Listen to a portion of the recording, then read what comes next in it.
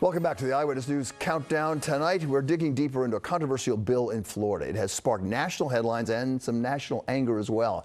It is now just an arch-conservative Republican governor's signature away from becoming law in Florida. Many are calling it the Don't Say Gay bill. And while it doesn't actually mention that phrase anywhere in the bill, it would in fact severely limit what educators can and cannot teach about sexual orientation and gender identity in some classrooms, specifically classrooms from kindergarten through third grade. The legislation prompted student walkouts in some schools in Florida. So could a law like this impact the health and well-being of young people, especially LGBTQ youth? Opponents say absolutely. Proponents say basically, we don't care. Let's dive into it. We welcome Professor Dr. Perry Halkitis.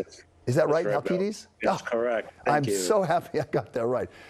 Professor, thank you very much. You're the Dean of the Rutgers School of Public Health, and thank you for joining us. This is a very big deal to so many people on both sides of it. What's your take on this? Well, first of all, thank you for having me for this really important discussion. I think, first and foremost, it's important to note that the bill, basically what it does is it handcuffs schools and teachers from having conversations about sexual orientation and gender identity in grades K through 3, and then in other areas of the school too as children get older.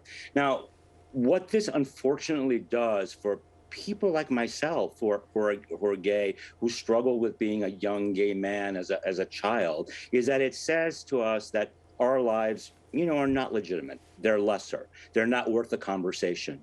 And we have known for a very long time that the more we normalize the lives of LGBTQ people in our society, the healthier people are in terms of their mental health and ultimately their physical health. So this has potentially very damaging effects for not only the kids who are growing up in Florida, but for children around the country who are seeing this legislation that's basically telling them that they are not good enough.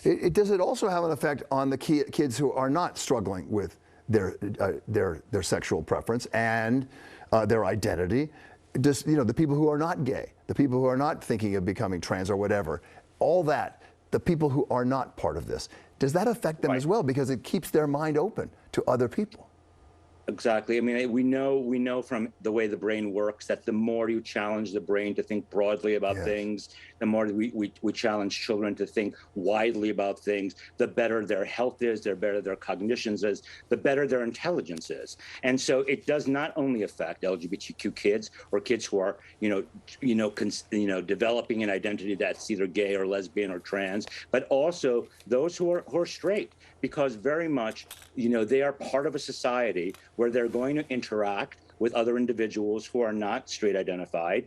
And this non-normalization, this restriction in conversation about LGBTQ people has an effect on them, because quite frankly, if we can't talk about LGBTQ lives in classrooms, we are not going to talk about perhaps women's lives or Black people's lives. And these things are all so intricately related that it creates a society where potentially we're restricting the conversation to a small set of the population that is not representative for the plurality of all of us who live in this country. And let me just say, full disclosure, I am an ally because my oldest child, she'll be 30 this summer, came out of the closet when she was in high school. And I think that she had two parents who were incredibly accepting of all that and proud of her, helped her a lot, because I know a lot of my friends my age and even younger, hard to imagine there's not a lot of people younger than me, but their lives growing up, being inside the closet had a huge impact on their psyche and their confidence and everything else.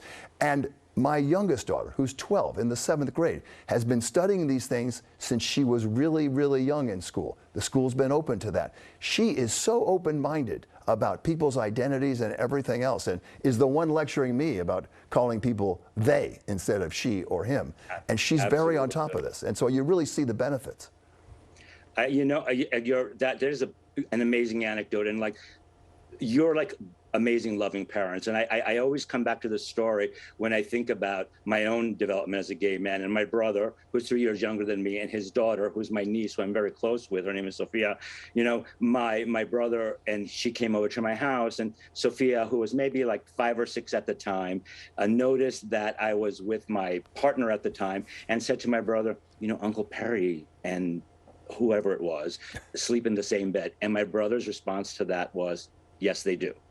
And that normalization, just like your normalization with your daughter, makes you feel like you have a place in the world, that you are not abnormal, that you are not sick. And this law in Florida and these laws in Texas are doing nothing but pathologizing LGBTQ people, and we have to fight them. I have several other things to talk to you about. I want to talk as well about what's going on in Ukraine, but really quickly, where's my note here? Here it is. The American Academy of Pediatrics next month is coming out with a book, and it says traditional puberty education, splitting kids up according to gender, often does not include all kids' experience of puberty, fostering shame and secrecy, alienating kids who may be gender diverse, and leaving kids with questions about how puberty affects their friends and classmates. This is exactly what you're talking about. Before you answer, I got a note also tonight from CPAC, the American Conservative Union, saying, putting it in political terms, this is all about the socialist left trying to kick parents out of the education decisions. How do you respond to each of what these organizations are doing? So to the first point, absolutely. We know very clearly that gender is not a binary.